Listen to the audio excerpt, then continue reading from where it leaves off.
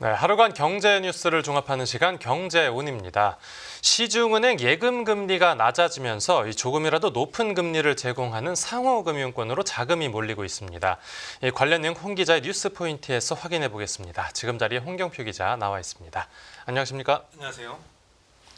네, 어제도 한국은행이 기준금리를 추가로 인하했으니까 이제 은행권 예금금리가 또 내려가겠죠. 맞습니다. 한국은행이 계속되는 기준금리 인하로 인해서 시중은행 예금금리가 2%대로 주저앉은 가운데 상호금융권은 3%대 중후반 금리를 제공해서 눈길을 끌고 있습니다.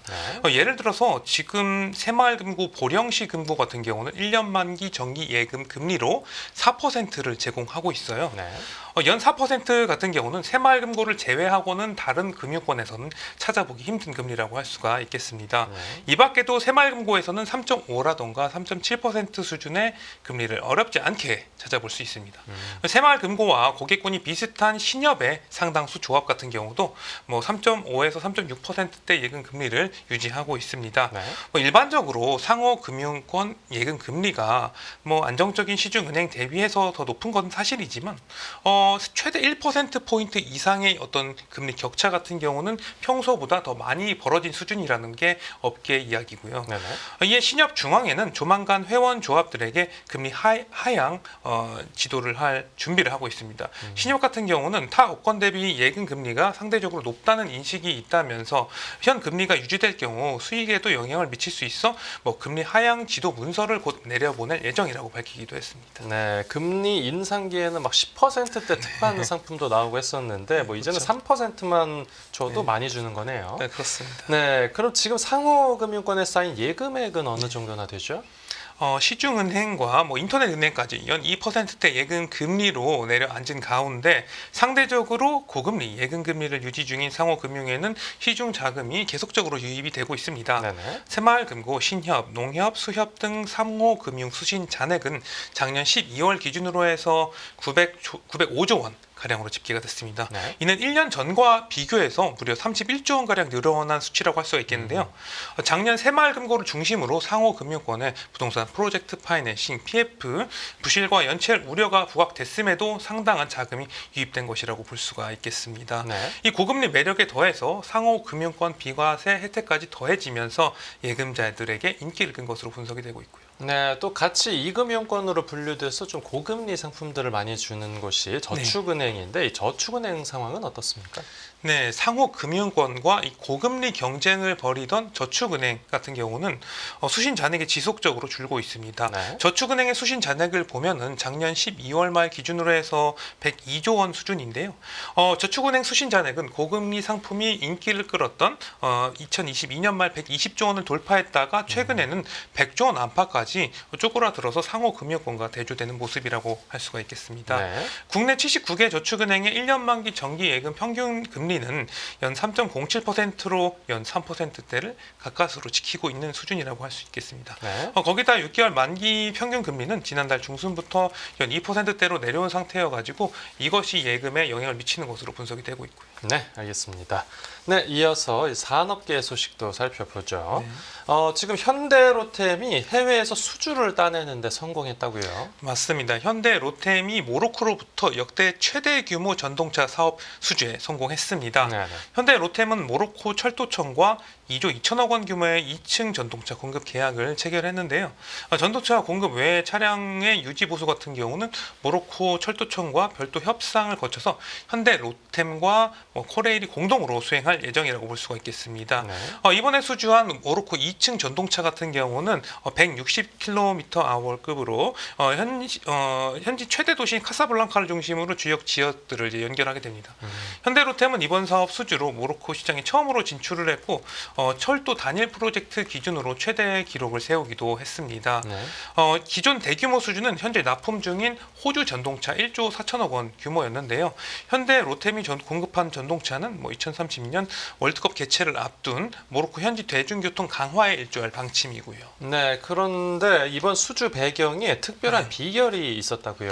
맞습니다. 이번 모로코 시장 진출 성공에는 현대 로템을 비롯해서 인간 합동 코리아 원팀의 활약이 상당히 상당히 돋보였다고 할 수가 있겠는데요. 네. 작년에 우리나라 국토교통부 장관이 현지를 방문해서 모로코 교통물류부 장관과 철도청장을 면담하기도 했고요. 네네. 국가철도공단과 코레일 관계자들도 모로코에서 함께 수주전을 벌인 바가 있습니다. 특히 코레일 같은 경우는 모로코 철도청의 기술 이전과 교육 훈련 등 전방위적 협력을 제안하기도 했고요. 네. 또 이번 입찰에서 좀 특이한 점은 유럽 경쟁국의 금융 제안으로 상당히 경쟁이 치열했었는데요. 이에 우리 정부는 대외 경제 협력기금 지원으로 맞섰고 결국 수주를 따냈습니다. 네, 알겠습니다. 네, 이어서 다음 뉴스 보죠. 이 쿠팡이 작년 실적을 공개했는데 뭐 네. 나쁘지 않았나 봅니다. 맞습니다. 쿠팡이 사상 처음으로 매출 41조 원을 넘어섰습니다. 국내에서 영업하는 유통기업 중에서 매출 40조 원을 달성한 곳은 쿠팡이 처음인데요. 네. 영업이익을 보면은 6,023억 원으로 전년보다 2.4% 줄기는 했지만 창사 13년 만에 첫 영업이익 흑자를 기록한 2023년과 이어서 2년 연속 6천억대 영업이익을 달성한 것이죠. 네네. 작년 4분기 덕평 물류센터 화재 보험금 수령액 2,400억 원가량이 반영되기는 했지만 공정거래위원회 과징금 1,628억 원과 통상임금 범위 확대에 따른 추가 부담 약 400억 원을 고려한다고 하면은 선방했다는 평가도 나오고 있습니다. 네. 작년 4분기만 떼어보면 매출은 11조 1천억 원 가량으로 전년 동기 대비 한 28% 증가했고요. 영업이익은 4,300억 원 가량으로 154%나 늘어서 실적이 크게 개선되는 모습이라고 할 수가 있겠습니다. 네, 쿠팡이 쭉 보면 좀 성장하는 속도가 꽤 네. 빠릅니다. 맞습니다. 이 쿠팡의 외형만 보면은 지금 2000년대 이후에 전 세계에서 새로 탄생한 수많은 IT 기업 중에서 비교 대상이 없을 정도로 무섭게 성장을 해왔습니다. 네. 쿠팡 매출은 2015년 처음으로 1조 원을 넘어선 뒤에 2017년 2조 원, 2020년 13조 원을 넘어섰습니다. 네네. 그리고 매출 성장은 코로나19 시기에 이 온라인 쇼핑몰 화랑기를 타면서 절정을 맞았습니다. 2021년 20조 원을 넘어서 2023년은 30조 원을 돌파했고요. 네. 연평균 매출 증가율은 60%를 웃도는 수준이라고 할 수가 있겠습니다. 작년 매출 같은 경우는 네이버와 카카오를 합친 매출의 2.2배였고요. 롯데 쇼핑과 신세계 그룹 매출도 쿠팡을 따라오지는 못했습니다. 네.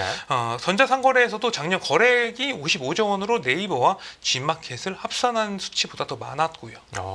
또 실적을 이 사업 부문별로 하나씩 떼서 살펴보면요. 네, 우선 핵심 사업인 로켓 배송과 로켓 프레시 등 이제 프로덕트 커머스 매출 같은 경우는 작년 36조 4천억 원으로 전년 대비 18% 증가했습니다. 네. 그리고 대만 사업과 글로벌 온라인 명품 플랫폼 파페치 등을 포함한 성장 사업 매출은 4조 8천억 원 가량으로 전년 1조 원에서 4배 이상 급 성장하는 모습이었습니다. 네.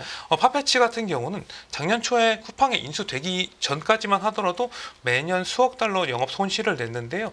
작년 4분기에는 흑자로 돌아서는 모습이었습니다. 네. 쿠팡에서 한 번이라도 제품을 구매한 고객수를 뜻하는 활성 고객수 같은 경우는 2,280만 명으로 10%가 늘었고요. 이렇게 작년 이 장사는 선방을 했고 네. 올해 사업 목표는 어떻게 되죠? 네, 이 김범석 쿠팡 이사회 의장은 올해도 혁신에 방점을 두고 투자를 지속하겠다고 밝혔습니다. 네네. 특히 글로벌 시장에서의 사업 확대를 본격적으로 추진할 계획인데요. 그 일환으로 대만에는 한국과 같은 와우 멤버십을 출시합니다. 이 와우 멤버십을 통해서 활성 이용 고객을 늘려서 200조 원 규모의 현지 유통시장 공략에 박차를 가하겠다는 것이죠. 네. 또 월 회비는 한 2,600원으로 구매 가격 조건 없는 무료 로켓 배송과 30일 이내 반품 등의 2가지 혜택을 제공할 예정입니다. 네. 쿠팡은 지금까지 대만 현지 로켓 배송 물류 시스템 구축 등에 5천억 원을 투자했는데 이를 토대로 작년 매출이 전 분기 대비 23% 증가하는 성과도 올리기도 했습니다. 네네. 김범석 쿠팡 이사회 의장은 작년에 실적을 끌어올릴 수 있는 배경으로 로보틱스와 자동화를 꼽았는데요. 이를 통해서 자동화 비율을 2배로 끌어올려서 업무 편의성은 물론 생산성도 끌어올릴 수 있었다고 강조했습니다. 네. 또 AI와 관련해서는 다음 혁신의 물결이 될 것이라고 언급했어요. AI를 통해서 앞으로 수년간 더 높은 수준의 성장과 수익을 끌어낼 것이라고 강조하기도 했습니다. 네, 알겠습니다. 이제 쿠팡 관련 소식 확인해봤고 이번엔 미국 전기차 테슬라 실적 관련 이야기인데 유럽에서는 테슬라 인기가 좀 상대적으로 떨어지나 봅니다. 네, 맞습니다. 일론 머스크가 이끄는 이 전기차 업체 테슬라의 유럽 내 전기차 판매량이 지난달 큰 폭으로 감소했어요. 네. 지난달 유럽 내 테슬라 신차 등록 대수가 9,945대였는데요. 작년 같은 기간보다 무려 45%나 급감했습니다. 거의 반토막 났네요. 맞습니다. 네. 그런데 이때 유럽 시장의 전체 전기차 판매 같은 경우는 37%가 증가했었거든요. 테슬라만 유독 약세를 보인 것입니다. 네. 테슬라는 지난달 독일에서 1,200여 대를 판매해서 2021년 7월 이후에 가장 낮은 판매량을 보였고요. 예. 프랑스에서도 판매량이 1년 전보다 63% 줄어들었습니다. 네네. 더 충격적인 게 이 영국에서는 테슬라가 처음으로 중국 전기차 선두 비아디보다 적은 판매량을 기록하기도 했어요. 영국의 전체 전기차 등록 대수는 1년 전보다 무려 42%가 증가했지만 네. 테슬라의 신차 등록 대수는 8% 가까이 감소하는 모습이었습니다. 네, 뭐 전기차 자체가 인기가 없는 것도 네, 아니고 이렇게 그렇죠. 테슬라가 유럽에서만 부진한 이유가 뭐 있을까요? 네, 이 테슬라가 판매에 이제 열을 올리면서 올해는 뭐 일부 시장에서 재고 부족 문제를 겪었을 가능성이 있다는 이야기가 나왔습니다. 네. 그리고 모델 Y를 이제 신형으로 출시하면서 조립 공정의 변화를 준 것도 생산과 판매에 영향을 줬을 수도 있고요. 네. 여기에 더해서 일론 머스크 테슬라 CEO가 유럽 정치에 개입해서 극우 정당을 지지하는 발언을 한 것도 판매 부진에 한몫했을 것으로 보입니다. 네. 일론 머스크는 지난달 독일 총선을 앞두고 극우 독일 대한당 선거 유세에서 영상으로 연설하면서 독일인으로 뭐 자부심을 가져도 좋다. 여러분도 알다시피 과거의 죄책감에 너무 집착하는 것 같다. 뭐 그것을 넘어설 필요가 있다. 이런 식으로 주장하기도 했습니다. 네, 그렇군요. 또 이번 부진한 성적 때문인지 네. 테슬라 주가도 크게 하락했습니다.